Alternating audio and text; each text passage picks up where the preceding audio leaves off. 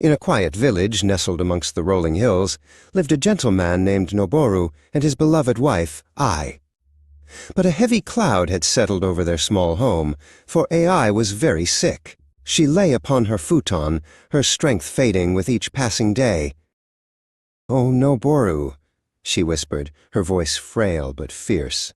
"I love you so. I cannot bear to leave this world and be parted from you. Promise me that you will not let another woman take my place." The words were a vow, a command, and a curse, all in one. "If you betray me, Noboru," she continued, a faint tremor running through her frail body, "I will come back. I will return from the grave to haunt you and never let you know a moment's peace." Not long after, I passed away, leaving Noboru to a silence that echoed with his sorrow. For many months he kept his promise, finding no comfort but in the memory of his lost love. He lived like a shadow, clinging to the cold earth of her vow. Then, as the winter gave way to the soft promise of spring, Noboru met Akari. She was bright and kind, a gentle morning light after his long night of grief. He found himself smiling again, and the heavy knot in his heart began to loosen. Soon, the time came for Noboru to move forward completely. He asked Akari to marry him. She accepted, and on the very night they became engaged, Noboru felt a fragile joy he thought he would never know again. But as he sat alone in his room later that night, gazing at the beautiful hairpin he planned to give Akari the next day, a sudden, sharp coldness filled the air. The faint, sweet scent of Ai's old perfume lingered. The shoji screen before him glowed with an unnatural, sickly moonlight, and then the paper of the screen seemed to thin and dissolve, and the pale, ethereal form of Ai, his dead wife, materialized in the corner.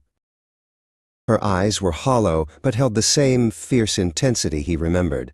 "You have broken your sacred promise, Noboru," the ghost of Ai accused in a voice like rustling silk. "You promised never to betray me, and yet you have found a replacement." From that night onward, the terror began. Every night, the ghost of Ai returned. She did not just wail and mourn. She stood there, cold and precise, and began to detail Noboru's day.